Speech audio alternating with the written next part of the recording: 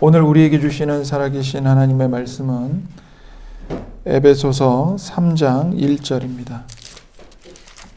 에베소서 3장 1절입니다. 다 찾으신 줄 알고 제가 받들어 읽겠습니다. 이러므로 그리스도 예수의 일로 너희 이방인을 위하여 갇힌 자 된 나 바울이 말하거니와. 아멘. 사도 바울은 에베소서 3장을 시작하면서 이러므로라는 말로 시작을 합니다. 이러므로라는 이 접속사가 있는 것을 통해서 우리는 이 3장의 내용이 새로운 주제를 말한다기보단 앞에 있는 2장과 연결되어진 내용을 이야기하고 있다는 것을 우리가 알 수 있습니다. 그렇다면 사도는 무엇을 지금 말을 하고 있는 걸까요? 사도 바울은 앞에 2장에서 예수 그리스도 안에서 그리고 그 예수님의 십자가 복음이 우리 성도들 안에 이루게 하신 일이 무엇인지를 그 놀라운 진리를 말해 주었습니다. 그게 뭐냐면 복음을 믿는 이방인들, 이 에베소 교회 성도들과 또 더 넓게 말하면 우리 모두를 말하는 거죠. 그 모든 이방인들이 그리스도 예수 안에서 하나님의 백성들과 유대인들과 한 몸이 되었다는 것을 지금 말하고 있는 겁니다. 그것이 2장의 메시지입니다. 본래 우리는 어떤 사람들이었습니까? 허물과 죄로 죽었던 자들이었죠. 그리고 그 죄 가운데서 행하면서 세상의 공중권세 잡은 자, 마귀, 그리고 악한 영들에게 복종하는 자들이었습니다. 본질상 진노의 자녀였습니다. 태어날 때부터 죄 짓기를 좋아하고 하나님을 떠나서 하나님의 진노를 받아 마땅한 자들이었죠. 이스라엘 나라 밖에 있는 외부인들이었기 때문에 하나님께서 아브라함과 이삭과 야곱에게 주신, 다윗에게 주신, 그리고 아브라함의 후손들에게 주신 그 구원의 언약과는 아무런 관계가 없는 자들이에요. 무관한 자들이었습니다. 그래서 세상에서는 소망이 없는 자들이었고 하나님도 없이 살았던 사람들입니다. 그게 우리들이었죠. 이방인들이었죠. 그랬던 이방인들이 하나님의 백성들과 비로소 가까워져서 한 새 사람이 되었고 한 몸을 이루게 된 것입니다. 어떻게 된 거죠? 이 일이 어떻게 이루어졌습니까? 예수 그리스도의 그 십자가의 피, 예수 그리스도의 십자가의 죽으심으로 이 일이 이루어진 겁니다. 예수님께서 우리의 모든 죄를 다 대신 짊어지시고 죽으심으로써 하나님과 우리 사이에 있었던 원수되었던 것, 하나님도 우리를 향해 진노하시고 우리도 하나님을 싫어하고 미워하고 하나님을 대적했던 그 서로 원수된 것을 예수님이 십자가에서 피로 죽으심으로써 평화를 이루어내셨습니다. 뿐만 아니라 사람과 사람 사이에서도 절대로 하나가 될 수 없었던 유대인과 이방인들 사이에, 더 나아가 서로 하나 될 수 없었던 모든 사람들의 마음속에 있는 이 원수된 것, 미움, 분노, 시기, 질투, 이런 것들을 예수님이 십자가에서 죽으심으로써 그 서로 원수된 것을 다 죽이셨습니다. 그렇게 하심으로써 우리가 하나님과 화평하게 되었고 사람들과도 평화하게 된 것이죠. 그래서 이제 비록 이방인이지만 우리도 예수님의 복음으로 하나님의 나라의 백성들이 되어서 이제는 성도들과 동일한 천국 시민이 되었습니다. 그리고 하나님의 가족이 되었습니다. 하나님의 자녀가 되었죠. 더 나아가 사도들과 선지자들이 전한 이 복음의 말씀, 그 터 위에 우리가 세워지게 되었고 우리가 이제는 하나님을 모시는, 하나님이 거하시는 거대한 하나의 성전으로 지어져 가고 있는 겁니다. 그래서 서로 사람들을 분리시키고 분열시키고 사람들을 나누고 했던 이 모든 중간의 담, 막힌 담, 다른 말로 하면 적대감, 서로가 서로를 미워할 수밖에 없는 그 적대감을 예수님이 다 허물어 버리셨습니다. 어떻게 하셨습니까? 예수님의 피로 이루어진 거죠. 예수님의 피로. 그래서 사도 바울은 이 복음을 에베소 교회 성도들에게 설명하고 난 다음에 이렇게 말하는 겁니다. 이러므로 그리스도 예수의 일로 너희 이방인을 위하여 갇힌 자 된 나 바울이 말하거니와 이렇게 말합니다. 그래서 사도 바울은 여기서 우리들에게 뭘 말하고 있냐면 사도 바울의 소명 그리고 사도 바울이 하나님으로부터 받은 직책과 사명이 뭔지를 사도 바울의 임무의 목적이 뭔지를 우리에게 설명하고 있는 것입니다. 사도 바울이 여기서 왜 갑자기 자기의 이야기를 꺼낼까요? 복음을 얘기하다가 교회가 무엇인지를 얘기하다가 갑자기 이러므로 그리스도 예수의 일로 너희 이방인을 위하여 갇힌 자 된 나 바울이 바라거니와 바울이 지금 감옥에 갇혀 있다는 얘기를 왜 갑자기 꺼낼까요? 그 이유가 무엇이냐면 지금 바울은 에베소 교회 성도들이 낙심하지 않을까 염려하는 마음 때문에 목회자의 심정을 가지고 이 말을 하고 있는 겁니다. 다시 말하면 사도 바울은 이 편지를 쓸 때 단순히 어떤 신학 논문을 써서 보내거나 어떤 좋은 글을 써서 보내려는 목적으로 쓴 것이 아닙니다.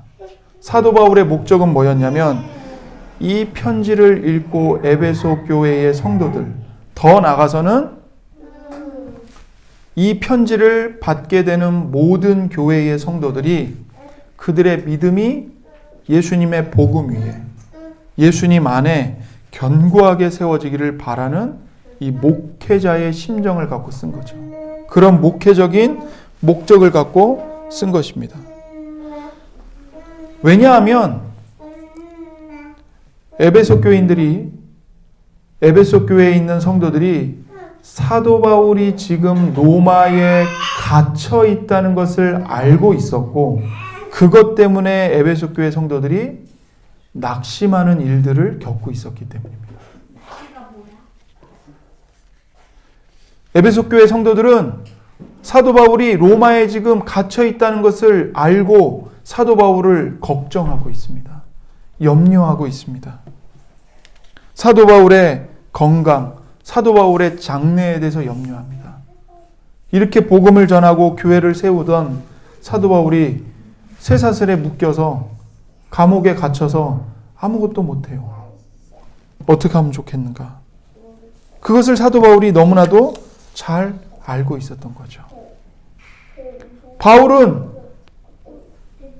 감옥에 갇힐 만한 일을 한 적이 없습니다. 죄를 지은 적이 없습니다. 하나님께나 로마 황제에게나 다른 사람들에게나 불법한 일을 저지른 적이 피해를 준 적이 없습니다. 그런데 지금 바울은 죄수라는 누명을 쓰고 갇혀 있는 겁니다. 환난을 당하고 있는 것이죠. 그리고 이것이 성도들에게 교회의 신앙의 장애물, 걸림돌이 되고 있다는 것을 사도 바울은 너무나 잘 알고 있었습니다. 예를 들면 이런 거죠. 바울이 사도이고 그가 하나님의 복음을 전하는 충실한 일꾼인데 지금 바울은 어떤 상태에 있는가? 감옥에 갇혀 있다. 하나님을 위해 그렇게 열심히 충성하는 바울이 왜 도대체 감옥에 갇혀야만 하는가? 하나님은 도대체 뭘 하고 계시는 건가? 왜 바울을 꺼내주지 않는 건가? 왜 바울을 풀어주지 않는 건가? 또 하나는 바울이 감옥에 갇힌 거 보니까 바울은 진짜 사도가 아닌 것 같다. 바울이 만약 진짜 하나님의 능력을 받은 사도라면 억울한 누명을 쓰고 감옥에 갇히는 그런 어려운 일은 겪지 말아야지. 왜 그런 일들을 겪고 있는가? 그리고 또한 바울이 우리에게 전한 복음을 생각해봐라. 바울은 우리에게 예수님을 믿으면 하나님의 자녀로 구원받고 자유를 얻고 생명을 얻고 기쁨을 얻고 평화를 누린다고 말했다. 그런데 지금 그 복음을 전한 사도 바울은 정작 감옥에 갇혀서 고통을 겪고 있고 괴로움을 겪고 있지 않은가.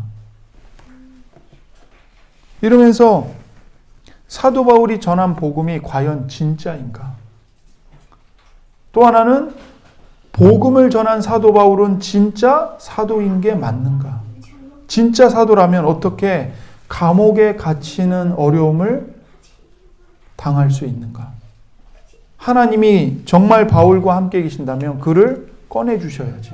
그 모든 문제를 해결해 주셔야지. 왜 그 모든 문제 가운데 바울을 던져놓고 하나님은 가만히 계신가? 이러면서 바울이 전한 복음이 걸림돌이 되고 바울의 사도 직분이 걸림돌이 되고 이런 일들을 지금 겪고 있다는 것을 바울은 너무나도 잘 알고 있는 것이죠. 그런데 바울은 뭐라고 얘기합니까? 내가 이렇게 갇힌 자가 된 것은 그리스도 예수의 일로 인한 것이고 또 하나는 너희 이방인을 위하여 내가 갇힌 것이다. 이렇게 말을 하는 겁니다. 우리 한글 성경에는 그리스도 예수의 일로 이렇게 돼 있죠. 헬라어 성경을 보면 그리스도 예수의 갇힌 자 이렇게 나와 있습니다. 그리스도 예수의 갇힌 자. 이게 무슨 말이냐면 내가 지금 감옥에 갇힌 것은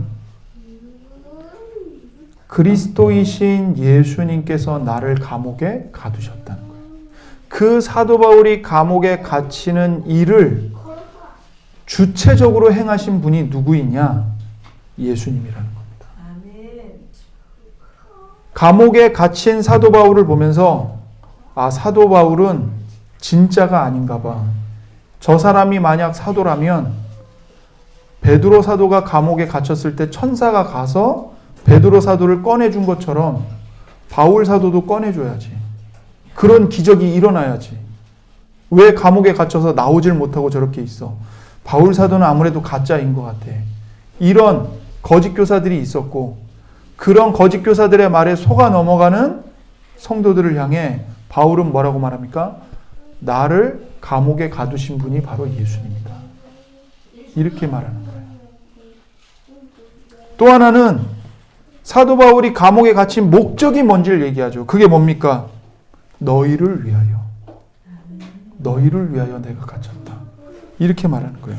사도 바울을 감옥에 가두신 분은 로마 황제도 아니요 유대인들도 아니고 누굽니까? 예수님이십니다. 그리고 사도 바울이 감옥에 갇힌 이유와 목적은 뭡니까? 너희를 위하여, 교회를 위하여, 성도를 위하여 갇혔다는 것입니다.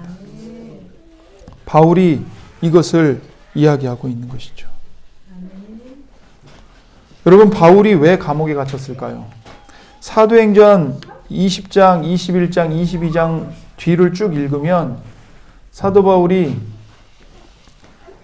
세 번째 선교까지 다 마치고 이제 예루살렘 교회에 가게 됩니다. 예루살렘에 갔다가 거기서 아시아에서 온 유대인들이 사도 바울을 보고 붙잡죠.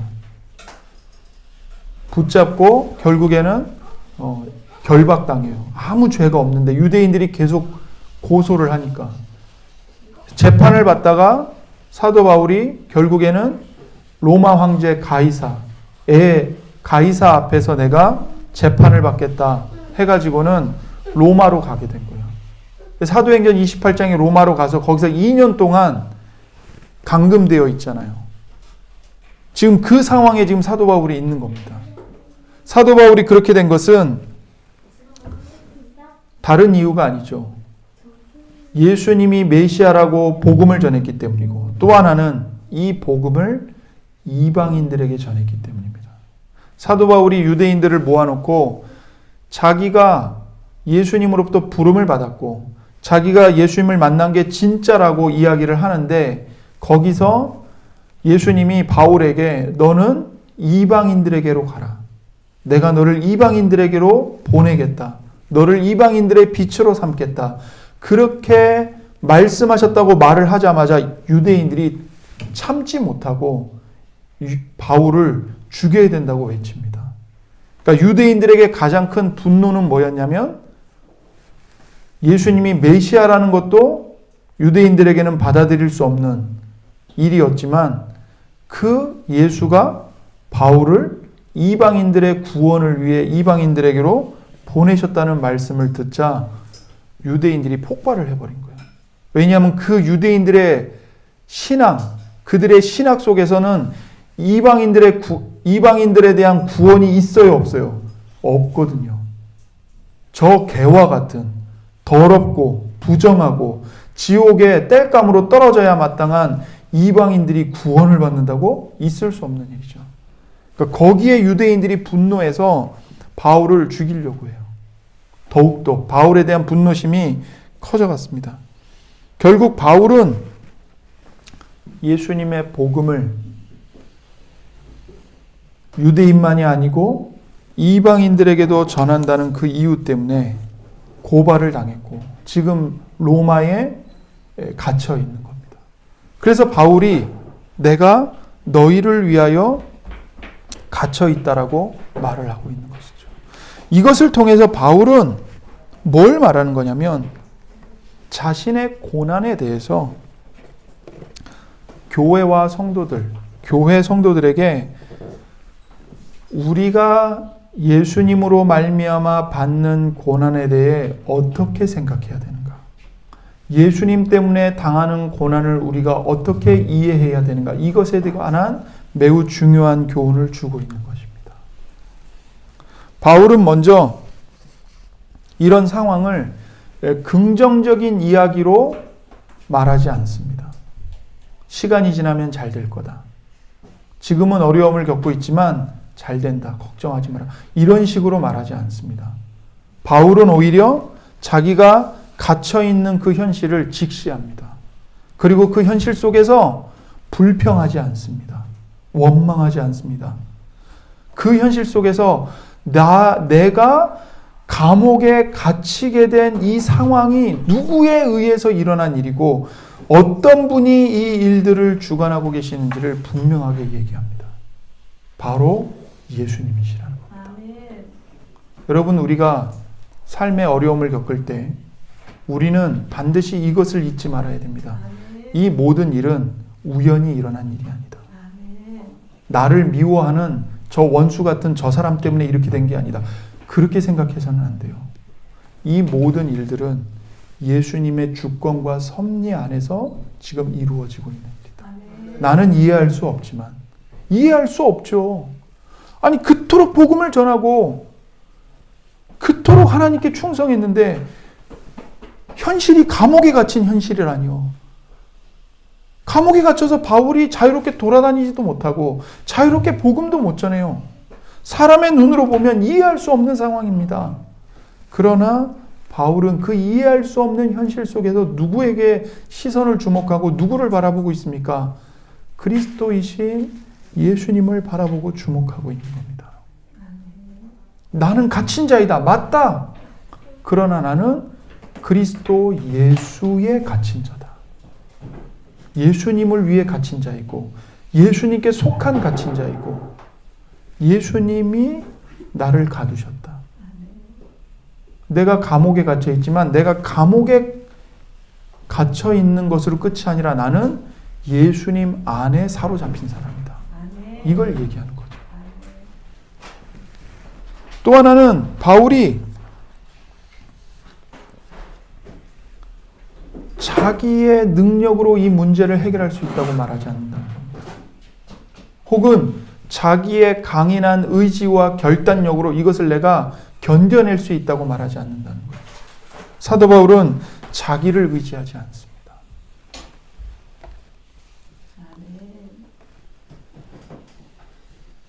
그는 오히려 예수님을 바라보고 예수님께 모든 것을 맡깁니다. 그리고 그는 자기가 고난을 당한 이 목적이 바로 교회를 위한 것이고 성도들을 위한 것인지를 분명히 알고 있습니다. 너희를 위하여 내가 갇혔다라고 말을 하고 있죠. 사도 바울은 13절에서 이렇게 말합니다. 3장 13절에 가면 이렇게 얘기해요. 그러므로 너희에게 구하노니 너희를 위한 나의 여러 환난에 대하여 낙심하지 말라. 이는 너희의 영광이니라. 지금 에베소 교회 성도들은 바울이 갇힌 자가 되어서 감옥에 있다는 얘기를 듣자 그들의 마음에 낙심이 되었습니다. 그런데 바울은 뭐라고 얘기합니까? 내가 당하는 이 여러 환난은 너희를 위한 것이다. 낙심하지 말아라. 이것이 너희들의 영광을 위한 일이다. 이렇게 얘기하는 거예요.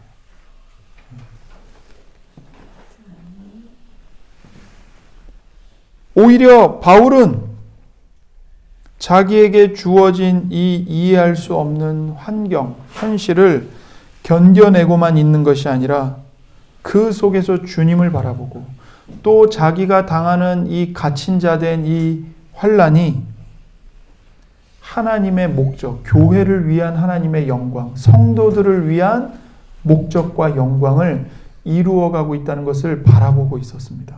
그리고 그 속에서 사도 바울은 기뻐하고 있는 겁니다. 내가 환난당하고 있다. 너무 힘들다. 어떻게 이런 일이 일어날 수 있느냐. 그게 끝이 아니고 그것이 아니라 이것들을 통하여 하나님이 교회의 영광을 이루어가고 계신다. 나의 환난은 너희들을 위한 것이다. 그 속에서 기뻐하고 있는 것이죠. 그래서 사도 바울은 빌립보서 1장 12절에서도 이렇게 말씀합니다. 형제들아, 나의 당한 일이 도리어 복음의 진보가 된 줄을 너희가 알기를 원하노라. 사도 바울이 이 로마에서 2년 동안 감금되어 있을 때 사도 바울은 에베소서만 쓴 것이 아니고 빌립보서도 써서 빌립보 교회에 보냈습니다. 거기에서도 사도 바울이 뭐라고 얘기합니까? 형제들아, 나의 당한 일이 도리어 복음의 진보가 된 줄을 너희가 알기를 원하노라. 사람의 눈에 봤을 때는 사도 바울이 감옥에 갇혀 있는 것이 오히려 복음 전파를 가로막는 것 같은데 오히려 사도 바울이 감옥에 갇힘으로 인해서 어떤 일이 일어난다고요? 복음 전파가 진보된다고. 더 확산되고 있다고. 놀라운 일인 거죠. 여러분, 고난은 우리의 삶을 망가뜨리는 것 같고 때로는 우리의 마음과 우리의 신앙을 무너뜨리는 것 같지만 하나님은 그 고난을 사용해서 놀랍게도 우리가 이해할 수 없는 일들을 이루어내십니다. 교회 역사 속에서 피를 흘린 순교자들의 피를 보면서 우리는 보게 되죠. 그 순교자들의 피가 교회의 씨앗이 되어서 그 극심한 박해와 환난, 순교로 인해 교회가 무너질 것 같았지만 교회가 문을 닫을 것 같았지만 박해하는 자들은 교회를 없애버리려고 순교자들을 죽였죠. 성도들을 박해했죠. 그러나 그 고난에 의해서 교회가 없어진 것이 아니고 사라진 것이 아니고 교회의 복음은 더 왕성하게 선포되고 전파되었습니다. 사도 바울도 지금 그 이야기를 하고 있는 겁니다. 그래서 사도 바울은 이렇게 말하는 거예요. 갇힌 자 된 나를 보면서 여러분들이 낙심할 것이 아니고 이런 모든 현실 속에서 모든 일들 속에서 여러분이 나와 똑같이 보고 깨닫기를 원합니다. 오히려 내가 갇힘으로 인하여 복음은 전파되고 있고 내가 환난을 당하는 것이 여러분의 신앙의 덕을 위해 여러분의 신앙이 진리 위에 세워지는 것을 위해 이루어지고 있는 일입니다. 이것을 여러분이 보고 깨달아야 합니다. 이것을 말하고 있는 것이죠. 그래서 사도 바울이 고난으로 인해 낙심하고 있는 디모데, 그 디모데를 권면하기 위해서 디모데후서 1장에서도 똑같이 말했습니다. 하나님이 우리에게 주신 것은 두려워하는 마음이 아니요 오직 능력과 사랑과 근신하는 마음이니. 하나님이 우리에게 주시는 것은 두려워하는 마음이 아닙니다. 낙심이 아니에요. 뭘 주십니까? 그 환난을 감당할 수 있는 능력. 그 환난 속에서도 주님을 사랑하고 성도를 사랑할 수 있는 사랑. 그리고 그 환난 때문에 근신하는 마음, 깨어있는 마음, 정신 차리고 있는 마음, 인내하는 마음, 그 마음을 주신다는 거죠. 그러면서 2장에서는 뭐라고 말하냐면 디모데에게 이렇게 말합니다. 네가, 디모데야, 네가 그리스도 예수의 좋은 군사로 나와 함께 고난을 받아야 한다. 두려워하지 말아라. 내가 감옥에 갇혀 있다고. 죽을 날이 나에게 가까웠다고. 내가 죽어서 너의 곁에 없다고 해서 두려워하지 말아라.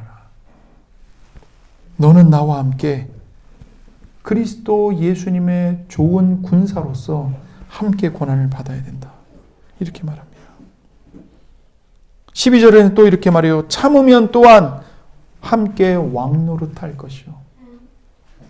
고난은 고난으로 끝나지 않습니다, 여러분. 고난 끝에는 뭐가 있습니까? 예수님과 함께 새 하늘과 새 땅을 통치하는 영광이 기다리고 있습니다. 그리고 디모데후서 3장에서는 이렇게 말해요. 무릇 그리스도 예수 안에서 경건하게 살고자 하는 자는 핍박을 받으리라. 핍박을 받으리라. 어떤 사람이 핍박을 받는다고요? 그리스도 예수 안에서 경건하게 살고자 하는 사람들. 경건하게 살고 싶은 소원을 갖고 있는 사람들. 경건하게 살고 싶은 갈망을 갖고 있는 성도들이 이 땅에서는 뭘 받는다고요? 핍박을 받습니다.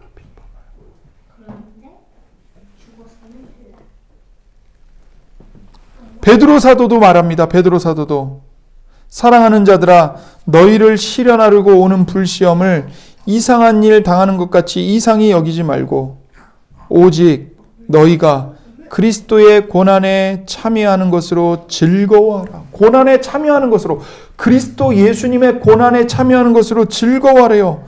이 불시험 당하는 것을 이상하게 여기지 말래요. 당연한 거라는 거예요.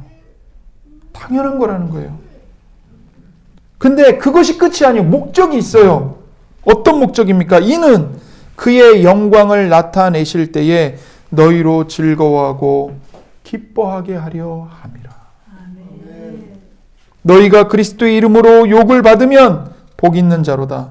영광의 영, 곧 하나님의 영이 너희 위에 계심이라. 성령께서 우리와 함께하고 계십니다. 우리가 그리스도의 이름으로 욕을 먹을 때, 멸시를 받을 때, 모욕을 당할 때 하나님의 영, 성령님, 영광의 영이신 성령님이 우리와 함께하고 계십니다. 그래서 사도 바울은 자기가 갇히게 된 것을 보면서 낙심하는 이 교회 성도들이 낙심만 할 것이 아니고 그 낙심을 거두어내고 복음으로 이 일을 보라고. 복음으로 보면 내가 감옥에 갇힌 것은 예수님을 위한 것이고 또한 너희를 위한 것이고 교회를 위한 것임을 너희가 알게 될 것이고 너희가 오히려 하나님께 영광을 돌리게 될 것이라고 이야기를 하고 있는 것이죠. 우리도 마찬가지입니다, 여러분. 우리도. 우리의 삶에서 우리는 무엇으로 고난을 당하고 있습니까? 자신의 죄 때문에 고난을 당하는 경우도 있고요. 예수님 때문에 고난을 당하는 경우도 있습니다. 우리는 무엇을 위해 고난을 당해야 되겠습니까? 나의 잘못, 나의 죄로 인해서, 나의 어리석음으로 인해서 고난을 당할 것이 아니라 예수님의 이름을 위한 고난을 우리가 받아야 할 것입니다. 아멘.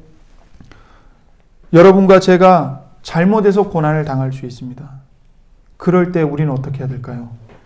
낙심할 것이 아니고 그 나의 잘못과 나의 죄로 인한 고난을 하나님 아버지께 다 가지고 나아가서 토설하고 자복해야 합니다. 나의 죄를 자복하고 나의 어리석음을 자복하고 또 그 고난으로 인해 나의 눈물을 하나님 앞에 쏟아내면서 하나님 불쌍히 여겨주십시오. 이 징계를 통해 저의 심령을 변화시켜 주십시오. 죄에서 돌이키게 해주십시오. 예수님께로 달려가게 해주십시오. 예수님과 하나 되게 해주십시오라고 더욱더 간절히 기도해야 하는 것이죠. 사도 바울은 말합니다. 나는 그리스도 예수의 일로 갇힌 자가 되었다. 정말 놀라운 말씀입니다. 이 사도 바울은 자기에게 일어나는 모든 일에 대해서 언제나 그리스도 예수와 연결시켜서 이야기하고 있습니다. 환난조차도, 감옥에 갇힌 것조차도 누구와 관련시켜서 얘기를 합니까? 그리스도와 예수님과. 나는 그리스도 예수에 갇힌 자다. 이렇게 얘기를 하는 거예요. 더 나아가서 그가 자기를 소개할 때는 뭐라고 소개합니까? 나는 그리스도의 사도다. 나는 그리스도의 종이다. 나는 그리스도와 함께 동역하는 사역자다. 그리스도의 노예이다. 이렇게 말합니다. 모든 것을 누구와 연관시켜요? 그리스도와 연관을 시켜요. 좋은 일이든 나쁜 일이든 내 정체성, 내 자신을 소개하는 것, 모든 것을 다 그리스도와 연관시킵니다. 좋은 일만 그리스도와 연관시키는 것이 아니고, 혹은 나쁜 일만 그리스도와 연관시키는 것이 아니고, 모든 것을, 자기 존재 자체를 예수님과 연결시켜서 이야기를 합니다. 그리스도와 분리되어서는 사도 바울은 자기 자신을 설명할 수 없는 사람입니다. 사도 바울만 그렇습니까? 여러분과 우리 모두가 그렇습니다. 여러분, 우리는 성도이기 때문에 그리스도와 분리시켜서는 설명할 수 없는 사람들이에요. 여러분이 누군지를 알고 싶으십니까? 그리스도께로 가십시오. 그리스도 안에 거하십시오. 그리스도와 떨어져서는 우리는 절대로 자기 자신이 누군지를 알 수 없습니다. 내게 일어나는 모든 일들을 바르게 이해하고 싶으십니까? 그리스도 안에서 그 모든 일들을 재해석하십시오. 안 믿는 사람들과 똑같이 돈이 없어서 그러는 거야. 내가 저 사람 때문에 그러는 거야. 내가 저 사람과 결혼해서 내가 이러고 있는 거야.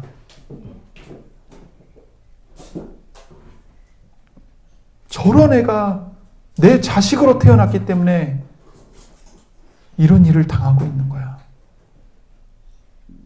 저 사람이 내 직장 상사이기 때문에 이러는 거야. 그것은 그리스도를 모르는 불신자들, 죽음의 영에 갇혀있는 자들이 보는 관점입니다. 그리스도 예수 안에서 하나님의 자녀로, 그리스도의 사람으로, 그리스도의 종으로 거듭난 성도는 그렇게 보지 않습니다. 모든 일을 그리스도 예수와 연관시켜서 해석합니다. 아멘. 우리가 그렇게 해야 돼요. 그래야 바르게 이 눈에 보이는 현상, 이 눈에 내 눈앞에서 일어나고 있는 이 사태를 바르게 해석하고 바르게 깨달을 수 있고 바르게 헤쳐나갈 수 있는 거예요. 그리스도 예수와 연관시키지 않고 끊임없이 뭐 때문에, 누구 때문에, 저 사람 때문에, 뭐가 없기 때문에, 뭐가 부족하기 때문에, 내가 저 사람을 만나서 그렇게 해갖고는 우리가 그리스도인으로서 우리의 인생의 의미와 목적을 바르게 세워갈 수가 없습니다. 사도 바울은 유대인 때문에 나를 공정하게 재판해주지 않았던 그 총독들 때문에 그런 식으로 해석하지 않아요. 그런 식으로 해석하지 않아요. 내가 감옥에 갇혔을 때 나를 변호해주지 않았던 교회 때문에, 성도들 때문에, 다른 사도들 때문에 그렇게 얘기하지 않는다고요. 그렇게 해석하지 않는다고요. 어떻게 해석합니까? 나는 갇힌 자다. 그러나 그리스도 예수의 갇힌 자다. 이렇게 얘기를 한다고요. 그리스도와 관련시켜서 모든 걸 해석하는 겁니다. 우리가 그래야 됩니다, 여러분. 우리가. 그래서 사도 바울은 그리스도의 죄수예요. 이 갇힌 자라는 말이 쉽게 말하면 포로이고 죄수를 가리키는 거예요. 사도 바울은 자기를 그리스도의 죄수라고 말하고 있어요. 그리스도의 포로라고 말을 하고 있어요. 그리스도를 위한 그리스도의 죄수라고 말합니다.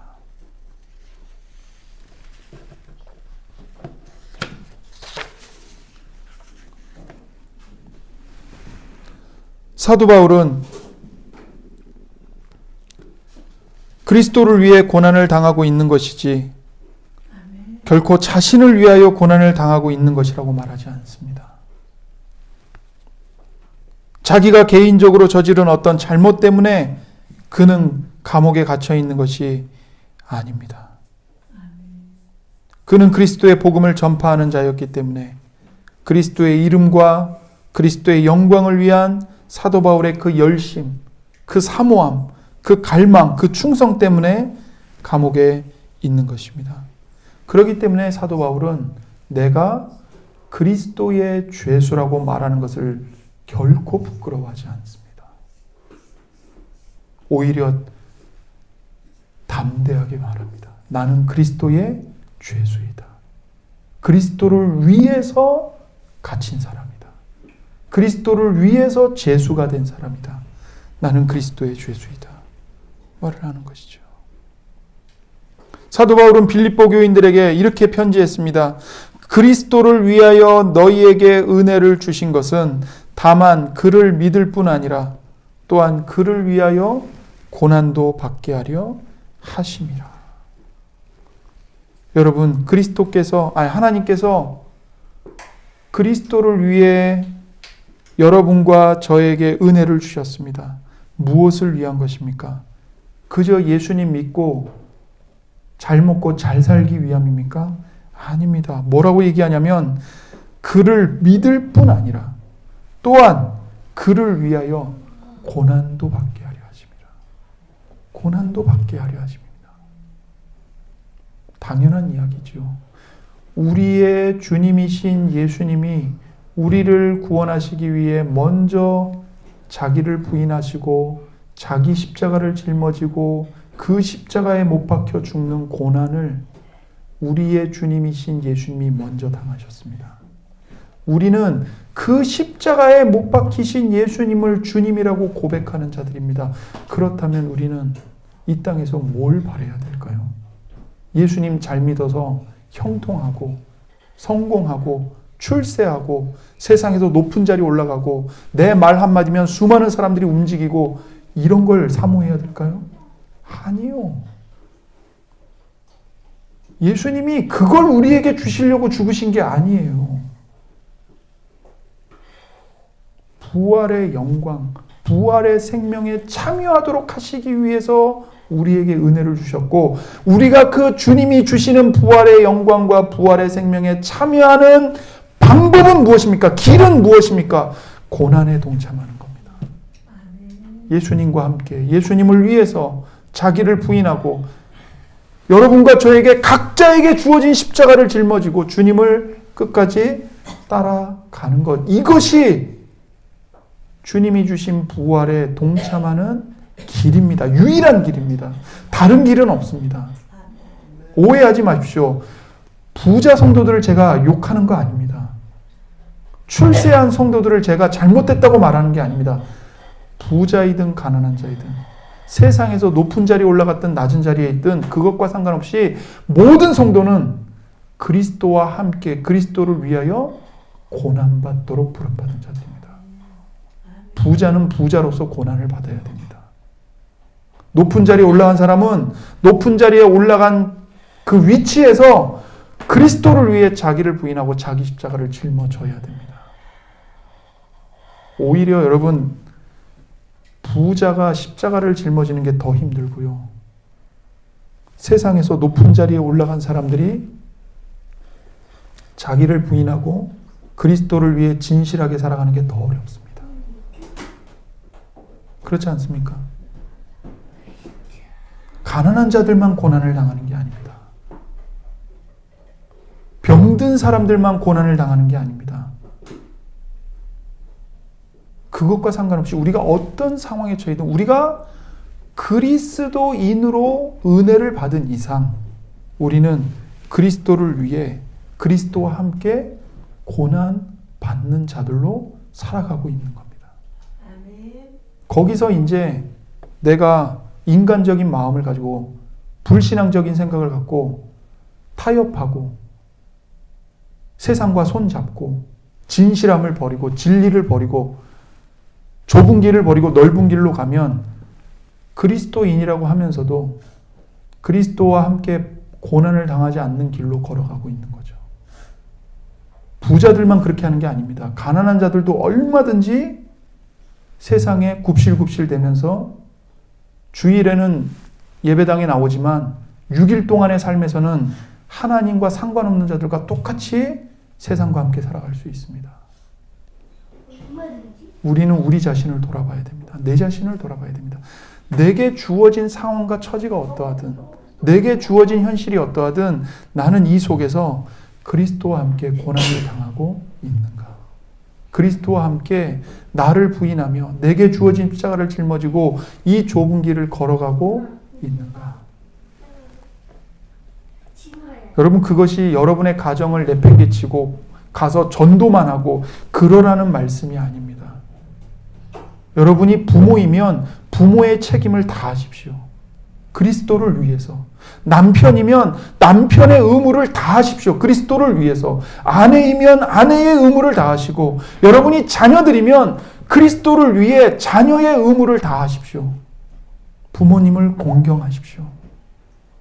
여러분이 직장에 속해 있는 직원이면 그리스도를 위해서 직장에서 여러분에게 주어진 일에 정직하게 성실하게 임하십시오.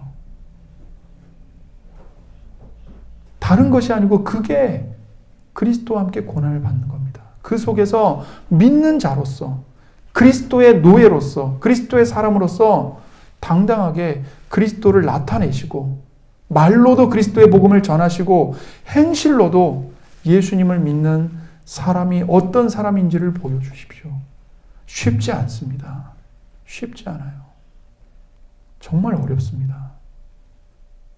제가 목사인 척 하는 건 쉽습니다. 근데 가정에서 좋은 남편, 좋은 아버지 감당하는 거 너무나 어렵습니다. 너무나 어려워요. 나를 잘 알지 못하는 사람들 앞에서 목사인 척 가면 쓰는 건 쉽지만 나의 일거수일투족을 다 보고 있는 가족 앞에서 그 앞에서 목사로서 아빠로서 남편으로서 사는 거 쉽지 않습니다. 우리 모두가 다 그 고난을 당하며 사는 겁니다. 그 십자가를 짊어지고 사는 겁니다. 거기서 여러분에게 주어진 자리에서 그리스도와 함께 고난을 받으십시오. 제가 말씀드리는 것은 다른 나라로 땅끝으로 가서 선교하라 그런 이야기가 아닙니다. 물론 그것도 그리스도를 위한 고난에 포함됩니다. 그러나 지금 여러분과 제게 주어진 삶의 자리에서 지금 교회 문 밖에 나가면 여러분이 만나는 이웃들, 가족들, 직장 동료들, 세상, 그 세속적인 정신들, TV만 틀면, 핸드폰만 틀면 각종 쏟아져 나오는 모든 세속주의들, 그것들 앞에서 그리스도를 위한 그리스도의 종으로서 항거할 것은 항거하고 부딪힐 것은 부딪히고 거절할 것은 거절하고 겸손하게 할 것은 겸손하게 하고 그럼으로써 고난을 받아야 하는 것입니다. 우리가 기도하겠습니다. 사랑하는 성도 여러분, 이 시간 기도 알터인데 우리가 그리스도와 함께 고난을 받는 이유는 허물과 죄로 죽었던 우리들, 하나님 없이 살았던 우리들, 지옥의 자녀들이었던 우리들을 구원하시기 위해서 예수님이 먼저 십자가를 지시고 고난을 받아 우리를 살리셨기 때문입니다. 여러분이 지금 그리스도를 위해 받는 고난이 견디기 힘드십니까? 혹은 그리스도를 위한 고난이 아니더라도 그냥 하루하루 살아가고 가정을 지키고 삶의 일들을 인내하면서 버티는 것 자체가 너무나도 버거우십니까? 예수님을 바라보십시오. 십자가에 못 박히신 예수님을 바라보십시오. 여러분 안에 미운 사람이 있습니까? 여러분을 괴롭히는 사람이 있습니까? 십자가에 못 박히신 예수님을 바라보십시오. 그 예수님을 바라보고 예수님과 함께 십자가를 짊어지시고 고난을 담대하게 감내하며 감당해 가시기 바랍니다. 우리 힘으로 되지 않습니다. 이 시간 하나님께서 주신 이 사도 바울에게 주신 이 담대함, 이 진정한 신앙, 나는 그리스도 예수에 갇힌 자이고 너희를 위해 갇힌 자이다라는 이 복음의 신비를 우리도 깨닫게 해 주옵소서. 나도 깨닫게 해 주옵소서. 그리고 그리스도와 함께 고난을 받으며 고난 속에서 찌그러져 가는 게 아니고 낙심하면서 절망하면서 끌려가는 게 아니고 사도 바울처럼 하나님의 구속의 경륜을 깨닫고 그 속에서 기뻐하고 그래 하나님을 위한 것이다. 교회를 위한 것이다. 내가 갇힌 것은 교회의 성도들의 영광을 위한 것이다 라는 분명한 깨달음과 확신 속에서 고난을 감당해 갈 수 있는 우리가 되게 해달라고 은혜를 달라고 이 시간 기도하겠습니다.